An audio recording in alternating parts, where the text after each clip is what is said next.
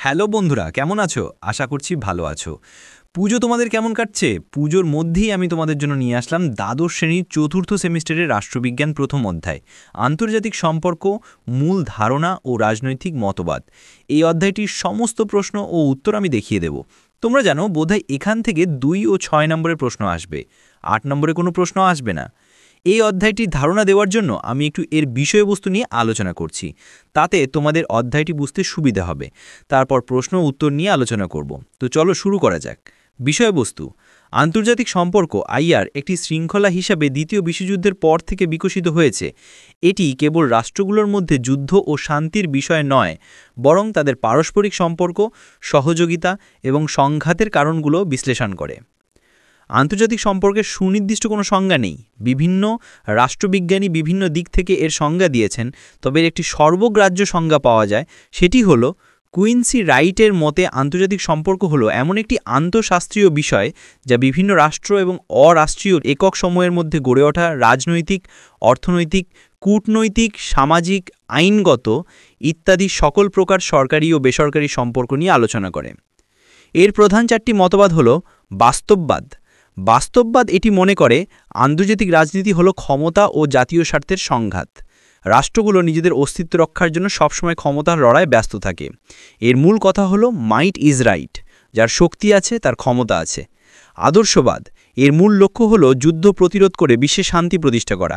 এটি মনে করে আন্তর্জাতিক সংস্থা, আইন এবং নৈতিকতার মাধ্যমে রাষ্ট্রগুলোর মধ্যে সহযোগিতা বাড়ানো সম্ভব এবং সংঘাত কমে যায় এবং শান্তি আসে। উদারনীতিবাদ এটি আদর্শবাদের একটি উন্নত রূপ। এটি বিশ্বাস করে যে গণতন্ত্র, মুক্ত বাণিজ্য এবং আন্তর্জাতিক প্রতিষ্ঠানের মাধ্যমে রাষ্ট্রগুলোর মধ্যে পারস্পরিক নির্ভরশীলতা তৈরি হলে সংঘাত কমে যায় এবং শান্তি আসে। মার্ক্সবাদ এই মতবাদকে আন্তর্জাতিক সম্পর্ককে অর্থনৈতিক দৃষ্টিকোণ থেকে ব্যাখ্যা করে। এটি মনে করে যে বিশ্ব ব্যবস্থা মূলত পুঁজিবাদী শোষণের উপর ভিত্তি করে গড়ে উঠেছে, যেখানে ধনী রাষ্ট্রগুলি গরিব রাষ্ট্রগুলিকে শোষণ করে। এটি একটি শ্রেণী সংগ্রামের কথা বলে। সংক্ষেপে বলতে গেলে এই 4টি মতবাদ আন্তর্জাতিক সম্পর্কের জটিলতাকে ভিন্ন ভিন্ন দৃষ্টিকোণ থেকে বিশ্লেষণ করে, যা আমাদেরকে বিশ্ব রাজনীতিকে আরও ভালোভাবে বুঝতে সাহায্য করে। এবার 6 নম্বরে প্রশ্নোত্তর নিয়ে আলোচনা করছি। এখানে শুধু প্রশ্নই নয়, আমি উত্তরও দেখিয়ে দিচ্ছি। আমি পিডিএফ ধীরে ধীরে তুলে দেখাচ্ছি। তোমরা প্রয়োজনে স্ক্রিনশট করে নিতে পারো অথবা খাতায় নোট ডাউন করে নিতে পারো। 1. আন্তর্জাতিক সম্পর্ক ও আন্তর্জাতিক রাজনীতি বলতে কী বোঝো? আন্তর্জাতিক সম্পর্ক ও আন্তর্জাতিক রাজনীতির মধ্যে পার্থক্য কী? এই প্রশ্নটি খুবই গুরুত্বপূর্ণ। উত্তর লেখার সময় সংজ্ঞা ও পার্থক্যগুলো ভালোভাবে তুলে ধরতে হবে। পয়েন্টগুলো সাজিয়ে লিখলে ভালো নম্বর পাওয়া যায়। সহজ ভাষায় লেখা আছে, তাই বুঝতে অসুবিধা হবে না। 2. আন্তর্জাতিক সম্পর্কের বিকাশের ধারা সংক্ষেপে আলোচনা করো।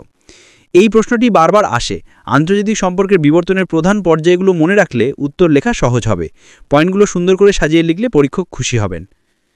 3. উদারনীতিবাদ কাকে বলে? উদারনীতিবাদের মূল বৈশিষ্ট্যগুলি সংক্ষেপে আলোচনা করো। উদারনীতিবাদের সংজ্ঞা ও বৈশিষ্ট্য খুবই গুরুত্বপূর্ণ। এই প্রশ্নটির উত্তর লেখার সময় সংজ্ঞার পাশাপাশি বৈশিষ্ট্যগুলোও পয়েন্ট আকারে দিতে হবে। প্রয়োজনে কিছু পয়েন্ট বাদ দিতে পারো, তবে গুরুত্বপূর্ণগুলো অবশ্যই রাখবে। 4.